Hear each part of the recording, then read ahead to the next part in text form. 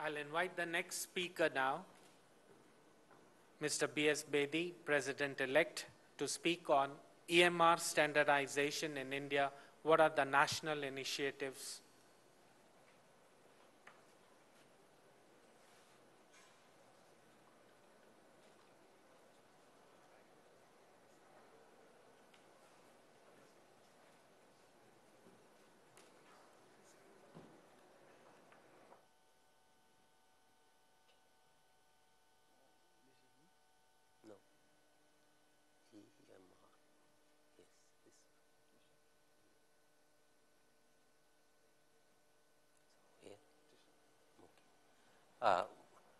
Good afternoon, ladies and gentlemen.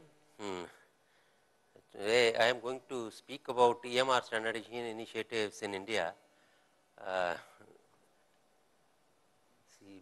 have scheduled my presentation. First, I am going to talk about the process initiation of the national process for standardization. Then, the first initiative taken by Ministry of DIT, where we suggested a common platform for IT in healthcare for total information transformation, basically keeping an EMR, EHR in picture. And now the current initiative, which has come from Ministry of Health and Family Welfare, the nodal agencies for all health related issues. EHR, the first effort, you see. We have a very diverse scene with multitude of providers and healthcare being delivered in public and private domain, and very little networking. And all these things, that was the consideration. We thought that can we have a common platform or a framework where health information can be exchanged in a smooth way. So, gentlemen, I am talking about 2001, 2002, when large number of these telehealth programs started showing they emerged on the scene, and within those programs we had from Ministry of IT sitting there realized that if we can suggest a common platform for standards, perhaps later on we will have much less problem of sharing information. So, question is definitely in this kind of situation, especially standardization, the major role comes from the government. How? As a provider, as a regulator, as a consumer, and as a payer, you see, for healthcare delivery. And the whole information technology infrastructure is built around these four arms of the government for suggesting a standards environment. I will not go through it, but just to briefly, what is an EHR? A repository of information regarding the health of a subject of care in computer processable form, stored and transmitted securely and accessible by multiple authorized user. It has a commonly agreed logical information model which is independent of EHR systems, and purpose is the support of continuing, efficient and quality integrated healthcare, and it contains information which is retrospective, concurrent and prospective. See, again, EHR is a lifelong record, whereas EMR is electronic medical record is a single episode.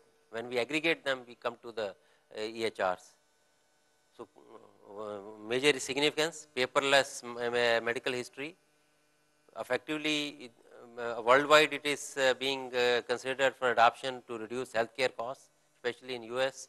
The major initiative is going on. They are now trying to force this EHR, meaningful EHR on all their clinics and all that by giving incentives. So, it has possibility of right treatment at the right time. You see, if you have the records, you may not have to repeat certain tests. It can promote evidence-based medicine and also accelerates research and building effective medical practice. If we have long-term life records of the patient, which can be used in an authorized kind of way, and ease of maintaining health information of patient. With backup policies, increase the lifespan of EHR, better safety with access, audit, authorization, control mechanism, faster search and updates. So, what are the issues and trends? You see, issues were unique identification, interoperability, integrated systems requiring consistent use of standards, ethical, legal and technical issues, common record architecture, clinical information standards, communication protocols. See, the current trends are national UID and healthcare. You see, when we suggested the first thing in 2003, when it was our first effort was published, then there was no unique ID for the process was going on. So we had suggested different ways of putting ID. Now, what are the categories required for standards for EHR? You require identifiers, you require codes and terminologies, content and formats, messaging standards, and then of course a very, very important aspect, security and access control. Then again I have listed some of the major items which come into the various heads. You see, identifiers, patient, provider, payer, health plan and pharmacy, then codes for disease, procedure codes, observation code, drug codes and all that. So this study when we came out with the recommendations after a very big elaborate exercise where the first agency was given a task on a prescribed concept note, and then once they came out with the recommendation, we had 2 brainstorming and consensus building workshops with all stakeholders in the country, and then the recommendations were finally published. So it contained data elements, health identifiers, clinical data representation standard, minimum data sets, billing formats, and of course the enabling mechanisms of education framework and legal framework, of course messaging standards. So data elements had patient demographic, clinical terminology and laboratory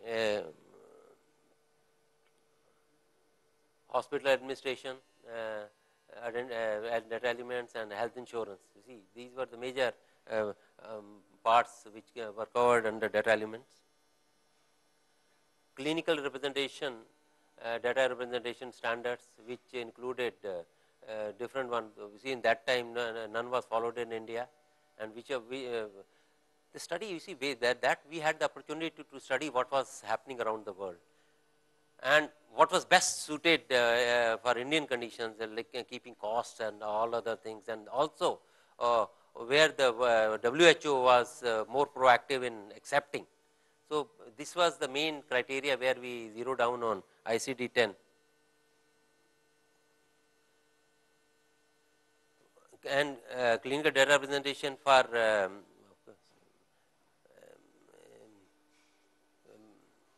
benchmark codes for again LOINAC, SNOMED, medicine, and for observation codes we recommended LOINAC.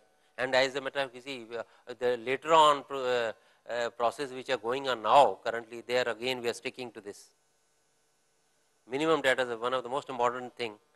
What is the minimum data set? The minimum amount of information required about a patient to profile a disease. So it had referral, demographic, disease assessment. When common to certain things which are common to all diseases and other things, these were all specific recommendations were covered.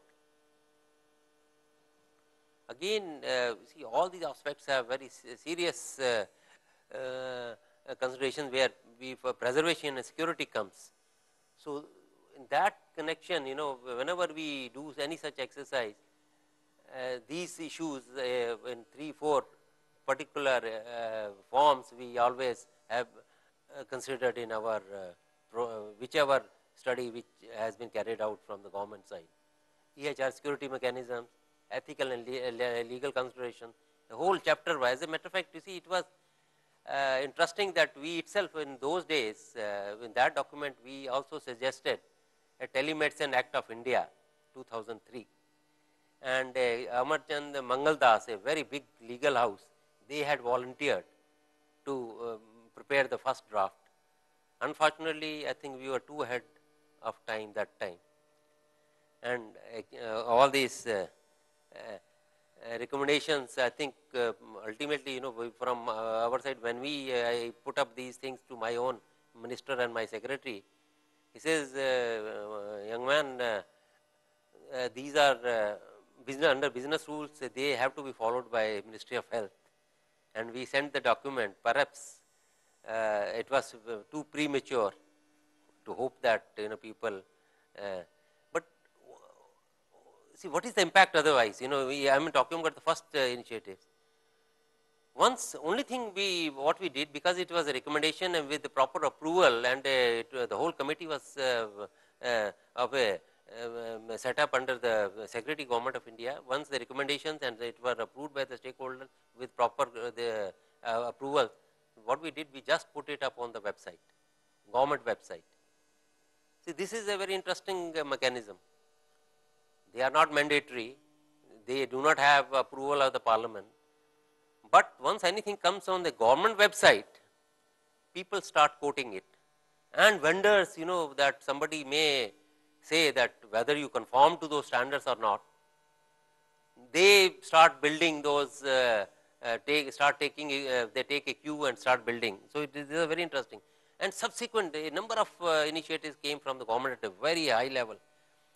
Like, that time even IRDA, they were also considering to put some kind of data elements in their insurance formats and all that.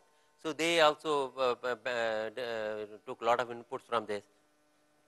Then Mr. Sam Petroda, he was setting up, he had set up, National Knowledge Commission, and there was a specific working group working on India Health Information Network development. They heavily relied on the recommendations which we actually recommended there. And parallelly, there was exactly at the same time, because telemedicine was becoming important, major exercise was done, and I am very happy Dr. Satyamurthy is here. So, from Department of IT, we had a separate committee and a working group was set up to suggest guidelines and standards for telemedicine itself. So, this was another exercise which was completed and put up on the website of Government of Ministry website, and enormous response to this, you see, we had. Basically, sometimes you do a work and don't realize, you think that perhaps people may not have noticed this. I remember very vividly, see, Parliament is sacrosanct in India, and any member of Parliament can raise some issues. And somebody must have noticed that something is on website, and they just asked us what is the interest and follow up on this. And I put my website manager to find out how many people have looked at these documents. It was amazing, in those few year and a half, first 6 months, because we didn't monitor.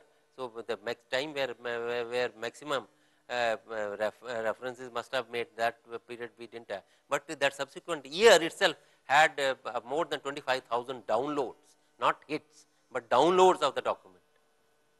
See, the current initiative is, only very recently, this year itself, Ministry of Health and Family Welfare has set up a national expert committee for recommending standard EMR in EHR. It is a very interesting, very healthy development which has come, and the initiative has come from the user ministry now.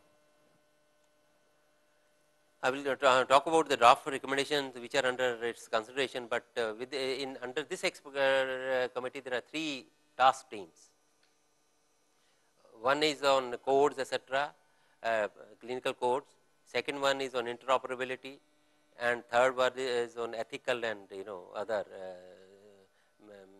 security guidelines. So I am chairing that interoperability and also looking after the codes. And Dr. Mishra is sitting here, So, he is in charge of the ethical side of this EHR. So, basically these are the general requirements. I will not go into too much detail. Role based access control, crypt and decrypt electronic health information. These are the considerations which were kept in mind. It should have a audit trail display from the first record till the date of encounter, displaying the reasons and all that. General requirements which we are keeping in mind. Ability to view the encounter record details. And of course, now we are earlier we had considered only ICD-10. But SNOMED CT is also being adapted and recommended by WHO, and it is very powerful standard. So, this is also under very, very serious consideration.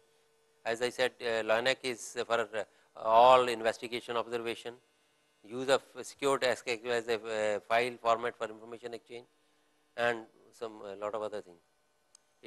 What we are suggesting is it must display these patient name, I mean the kind of minimum requirements. We considered standards for hardware, software. This is hardware is something, these are very fast moving things. So, no standards as such can be laid down, but only the requirement, it must satisfy those requirements. So, software, messaging, imaging, codes and all that. Some of the standards, messaging standards which we have. The question is now HL7 3.0, we had suggested this long back also, but again we recommendations will be for health level 7 3.0. But only thing is all worldwide currently the people mostly are operating at 2.3 or 2.5.